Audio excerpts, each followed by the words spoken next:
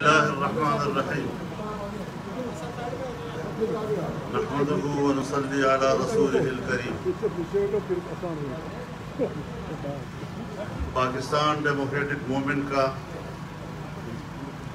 سربراہی اجلاس آج یہاں منعقد ہوا۔ تمام پارٹیوں کے سربراہان نے اس میں شرکت کی۔ بعض جماعتوں کے سربراہان کے نمائندے شریک ہوئے، جناب میاں محمد نواز شریف صاحب اور جناب آصف علی زرداری صاحب ویڈیو لنک کے ذریعے اجلاس میں شریک ہوئے۔ اجلاس میں ملک کی مجموعی سیاسی صورتحال اور آئندہ کے لائحہ عمل پر کیا گیا اور سب کے نزدیک اتفاق رائے کے ساتھ پاکستان کا اس وقت جو سنگین مسئلہ ہے، جو انتہائی حساس مسئلہ ہے، وہ معاشی بحران کا ہے، جس نے عام شہری کی زندگی کو اجیرن کر دیا ہے، اس کا سکون اور عزت نفس چھین لیا گیا ہے اور محترم شہری کی حیثیت سے وہ زندگی گزارنے کے قابل نہیں رہا ہے۔ اس تمام تر صورتحال میں متحدہ پاکستان ڈیموکریٹک موومنٹ نے تحریک کو آگے لے جانے اور ملک کے مختلف حصوں میں جلسہ عام منعقد کرنے کے سابقہ شیڈول پر بھی بات کی اور آئندہ کے لیے شیڈول طے کرنے کے طریقہ کار پر بھی بات کی ہے۔ پی ڈی ایم کے نزدیک اس کا اصل ہدف پاکستان میں حقیقی آئینی اور جمہوری نظام کی بحالی ہے۔ اس حوالے سے ایک میثاق طے کرنے پر اتفاق ہوا ہے۔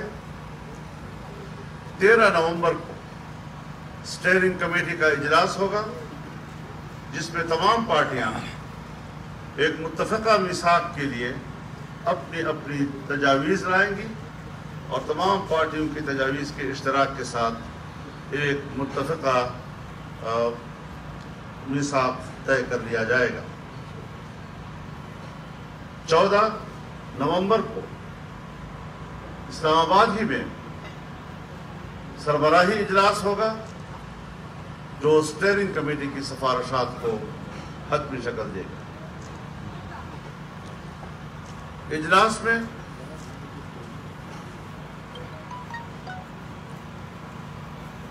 انیس اکتوبر کو کراچی میں مقامی ہوٹل کے اندر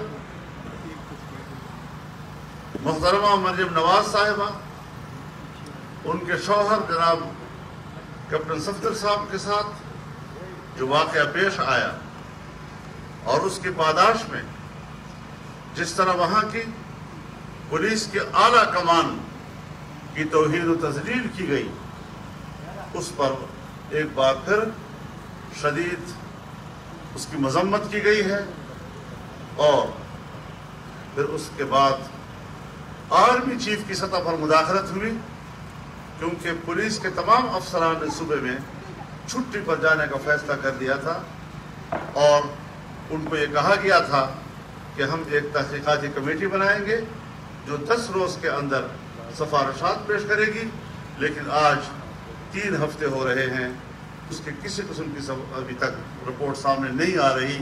کیوں نہیں آ رہی اور اس حوالے سے کس بنیاد پر تاخیر کی جا رہی ہے، تو اس حوالے سے بھی تشویش کا اظہار کیا گیا اور پولیس کے ساتھ روا رکھے گئے ناروا سلوک کی شدید الفاظ میں مذمت کی گئی ہے۔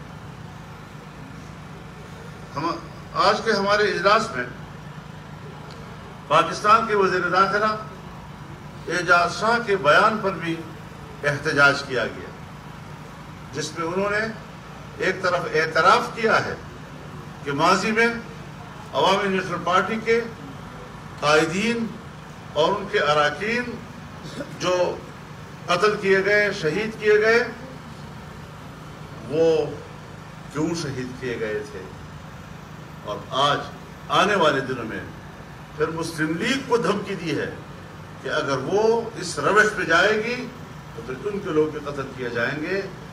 اعتراف ہے ریاست کی سطح پر کہ پاکستان میں اصل دہشت گرد کون ہے، سیاسی جماعتوں کے قائدین اور ان کے معزز اراکین کو نشانہ بنانے والے اصل قوتیں کون ہیں، فرنٹ پر دہشت گردوں کو رکھتے ہیں، اور در حقیقت اس کی منصوبہ بندی ریاست کی سطح پر کیوں ہوتی ہے، اس کو بھی ہائی لائٹ کیا گیا اور اس پر شدید اس کی مذمت کی گئی ہے، اور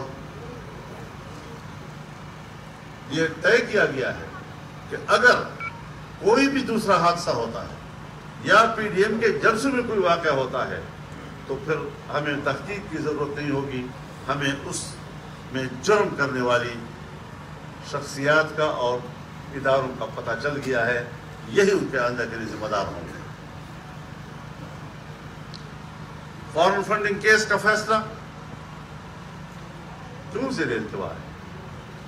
ساری دنیا کو چور کہا جا رہا ہے، عدالتوں میں گھسیٹا جا رہا ہے، نیم میں گھسیٹا جا رہا ہے، اور خود اپنے اوپر دائر مقدمات التوا کا شکار ہوتے جا رہے ہیں۔ تو صاف ظاہر ہے کہ دال میں سب کچھ کالا ہی ہے۔ جسٹس قاضی فائز عیسیٰ صاحب کے فیصلے کے بارے میں جو سپریم کورٹ کے ریمارکس ہیں وہ انتہائی اہمیت کے حامل ہیں۔ اس سے حکومتوں کی رویے، حتیٰ کہ پرائم منسٹر ہاؤس کے رویے، پریزیڈنسی کے رویے، اداروں کے رویے، وہ صاف طور پر سامنے آ رہے ہیں کہ وہ ملک کی سیاسی، آئینی اور جمہوری نظام پر کس قدر منفی اثرات مرتب کر رہے ہیں۔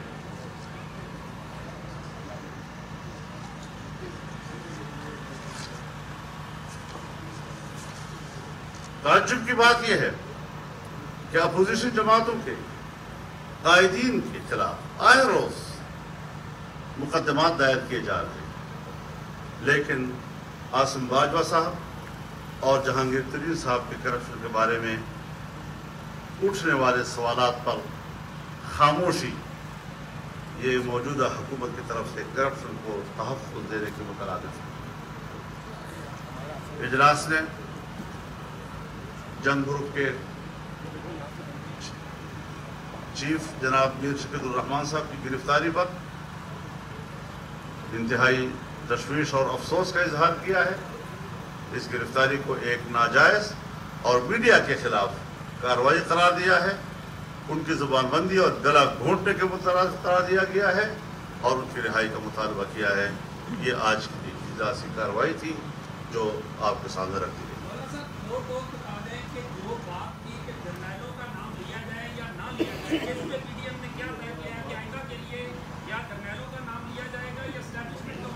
یہ کوئی مسئلہ نہیں ہے، آپ میڈیا نے اس کو مسئلہ بنا دیا ہے۔ سب جانتے ہیں کہ جب اسٹیبلشمنٹ کا نام لیا جاتا ہے تو کون مراد ہوتے ہیں، تو کسی نے صراحت سے کہہ دیا، کسی نے صراحت سے نہیں کیا، یہ کوئی مسئلہ نہیں ہے ہمارے نزدیک۔ میڈیا کی سطح پر آپ لوگوں کی مرضی ہے، آپ جو بات دنیا میں ہاں لے لیں، آپ سدائی میں کرتا ہوں آگے آپ دیکھیں، یہ کوئی مسئلہ نہیں ہے، کیوں مسئلے کو مسئلے بنا رہے ہیں؟ ہم اداروں کا احترام کرتے ہیں، لیکن اگر سیاستدانوں میں ایک شخص کا نام لیا جا سکتا ہے، وزیر اعظم کا نام لیا جا سکتا ہے، صدر مملکت کا نام لیا جا سکتا ہے، تو پھر ادارے کے کسی اور فرد کا بھی نام لیا جا سکتا ہے۔ کوئی ایسی جرم کی بات نہیں ہے، لیکن ہم بہرحال اس حوالے سے حقیقت پسندی کی طرف جانا چاہتے ہیں۔ تو بعض لوگ لحاظ رکھتے ہیں، بعض لوگ حقیقت پسندی کا مظاہرہ کرتے ہیں، اصل میں کوئی جھگڑا نہیں ہوا کرتا۔ اس بات پر مزید کوئی سوال نہیں لیا جائے گا، اب مزید سوال نہیں لیا جائے گا نا، آگے سوال کریں۔ ہم سب حل کر لیں. مکمل یونٹی ہے. اویس بھائی نورانی سر نوران یہ تو جو ہم نے آپ سے کہہ دیا کہ 13 کو بھی اجلاس ہوگا، 14 کو بھی ہوگا، اور اس میں میثاق بھی طے کیا جائے گا اور آئندہ کے لیے روڈ میپ بھی طے کیا جائے گا. ساری چیزیں اب ایک ہفتے کے اندر اندر ہو رہی ہیں انشاءاللہ. نہیں یہ کوئی بات ہے جو آپ کر رہے ہیں. خدا کا خوف کرو یار. ایک ملک کے نظام پر بات ہو رہی ہے، اس کے پورے نظام کو ہم نے کس طرح قوم کو مطمئن کرنا ہے، عوام کو اس طرح سے مطمئن کرنا ہے کہ جنرل فیض کا نام لیا جائے یا نہ لیا جائے. جنرل باجوہ کا نام لیا ہے، یعنی آپ نے ملک کی سیاست کو اس سطح پر لے آئے ہیں. یہ سطح نہیں ہے ہماری جہاں ہم بیٹھے ہوئے ہیں. اس کی سطح بلند ہے اور بلند سطح پر بات ہو رہی ہے. بہت شکریہ.